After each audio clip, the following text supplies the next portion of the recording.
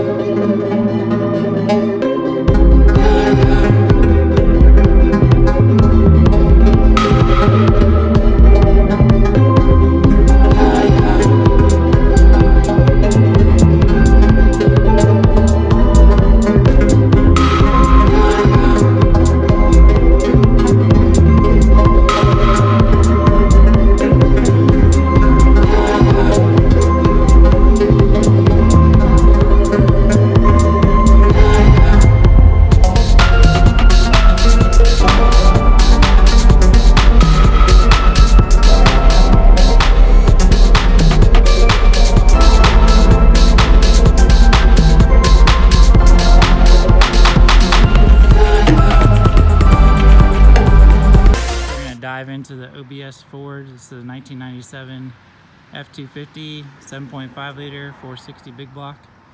I love this truck. We spent the last couple years redoing it. Got it ready right before Daytona Truck Meet 2019. So the 2020 Daytona Truck Meet is coming up. Right now it's February, and we definitely got to get some things fixed on this. So let's dive right into it.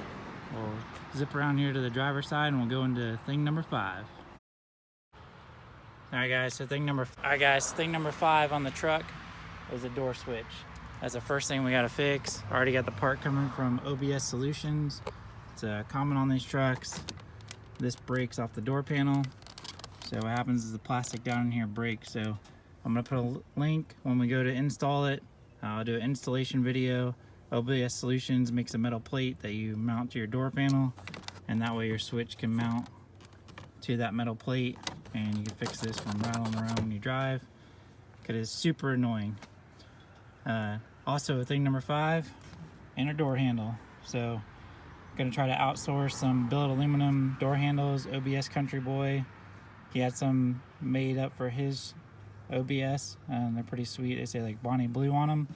So we're gonna reach out to that company and get them made up, because it really sucks rolling down the window in your nice truck to open the door from the outside when you're riding. So yeah, dude, that's a total bummer.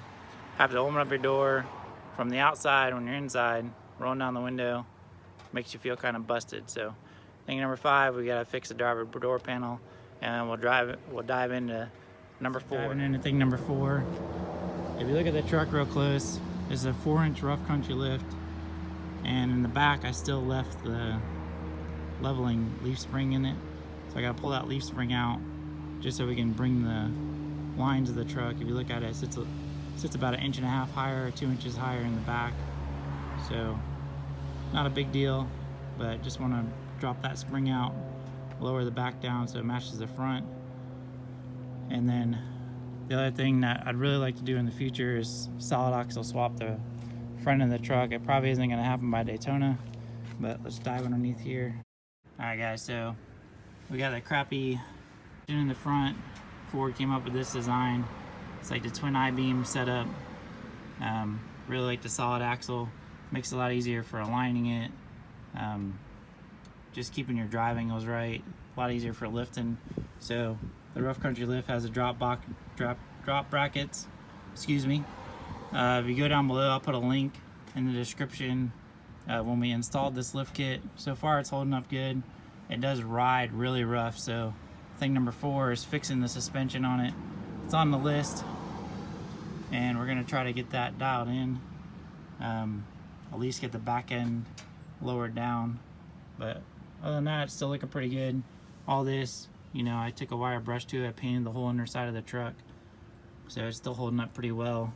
I'm gonna have to do it again on the leaf springs, coat it again, but even my sway bar is holding up pretty nice. So, and if you guys are installing one of these and your sway bar's in the front like mine, the rough country lift does not come with drop brackets.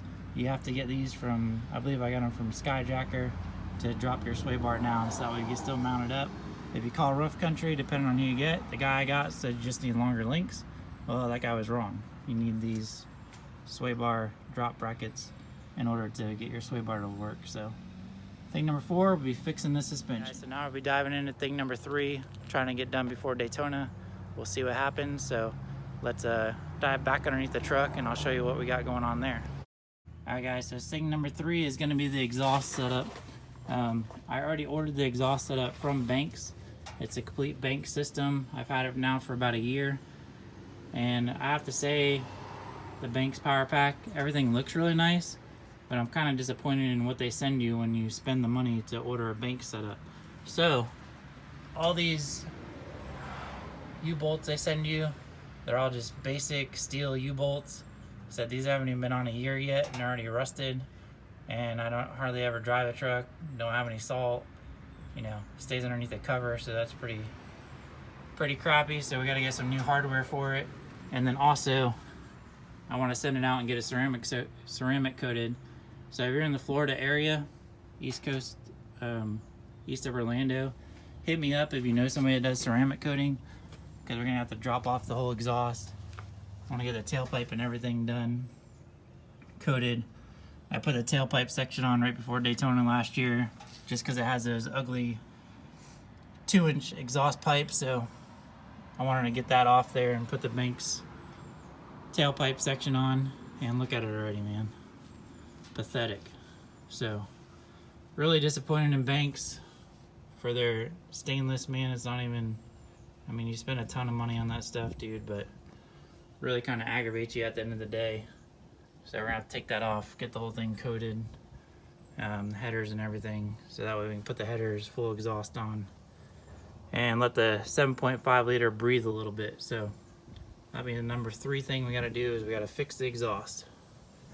All right guys, let's go on to number 2. Restoring trucks, you always think, oh, I'll buy these parts, you know, and go brand new and hopefully get good quality products. You're spending good money, right? Well, let's dive into the bumper and the door handles. It's gonna be thing number 2. Again, cosmetic, but let me just show you what we got going on. Bumper, the place I got it from, say it looks good from afar, right? Chrome's still holding up good. On the outside, say I keep the truck super clean. And look at the inside of the bumper. Brand new bumper, not even a year old. And it's got rust coming through the chrome, which is pretty poor quality, I think. You know, you spend $200-300 on a bumper. I know it's not a lot of money compared to some of the $1,000 bumpers that are out there, but it's enough to really aggravate you. I even coated the whole back side of the bumper. I painted it so to make sure that, because the back side comes uncoated, I don't have any rust coming through the back side. So it's just something in the chrome plating. I mean, if you look even at the edges, I don't really have any rust coming through the edges. But yeah, I coated the whole backside with Rust-Oleum enamel paint to help prevent it from rusting, and still getting some rust on the inside. And then let's spin around to the other side.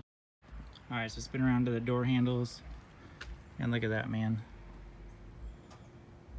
So I know they're kind of cheap door handles from Amazon, but kind of disappointed in those two.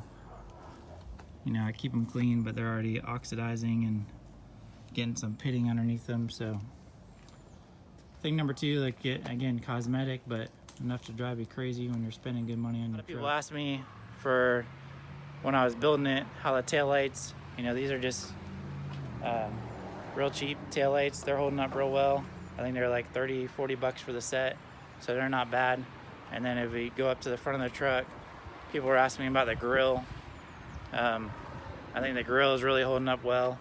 The chrome on that's still looking nice. So really love the front end of this truck. I think it looks really good. And CP-atic headlights, no doubt, good quality. I haven't had any problems with those yet either. So I do have some pluses going on for stuff I bought. And then let's go into the number 1 thing that's really aggravating me about this truck. And let me show you what we got going on. That's really aggravating me about my truck, and we got to get it fixed hopefully before Daytona, is my wheels. So as you guys know, you know, I was in the Hostile Wheels booth Love their support forever. I've been working with their reps, but let's take a look at what I have going on with them. These are less than a year old, 6-7 months old. I'm working with Hostile right now to get them warrantied out. But rear is drum brakes, so they can't say it's from brake dust. But all my spokes on the inside, they're all pitting. And if you guys follow me on Instagram, if you don't follow me on Instagram, it's In Auto Addiction Instagram. Go check me out there. You'll see my truck, dude. It's always on there, always clean. But all 4 of the wheels.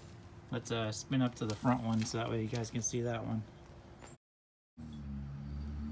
Alright guys, so here's the front one. You see I'm getting pinned all on the inside. And I mean, if you look at the inside of my wheels, yeah, there's a little bit of dirt and stuff inside there, but I'm not caked with brake dust and stuff inside my wheels. It's just a little bit of stuff from driving through rain.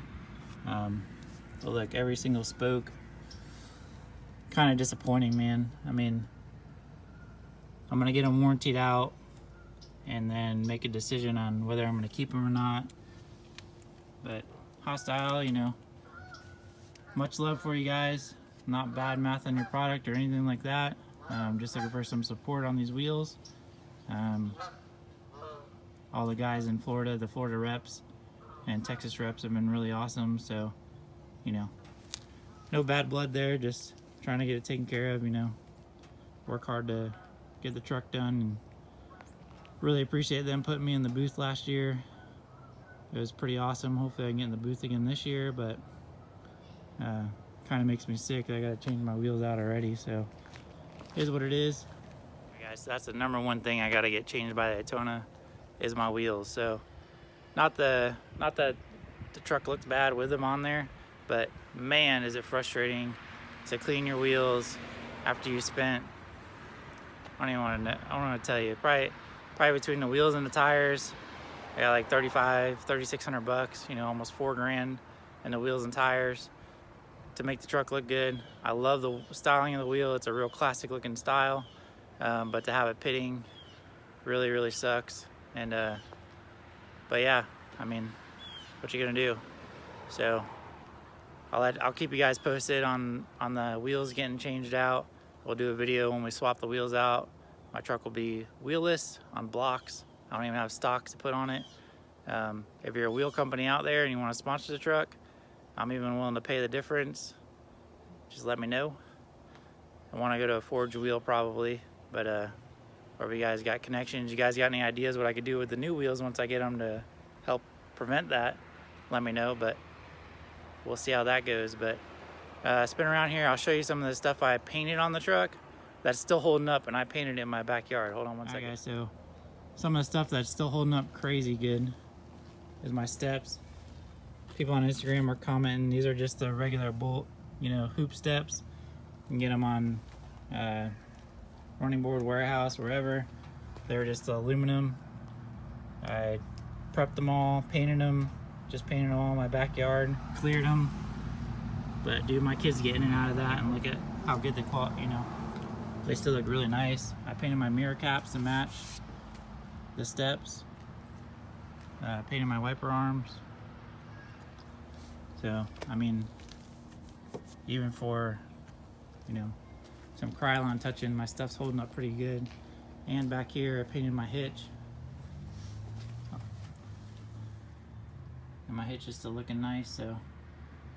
Say, you don't have to spend crazy money on powder coating and stuff, you know, you prep stuff real well, you can get away with painting it. Just want to show you guys some of the stuff you can do, make your truck look a lot better, you know. Just looking at it from the back end with everything painted in my differential and everything, you know, it just looks so much cleaner. Doesn't have rust and stuff like that. So yeah, 5 things we got to fix by Daytona, and I really appreciate everybody watching. Please hit that thumbs up button.